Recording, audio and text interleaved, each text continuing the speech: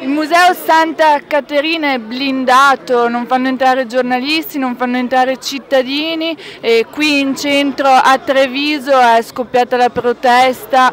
Come potete vedere c'è questo corteo, cartelli, meglio un morto in casa che Renzi sulla porta.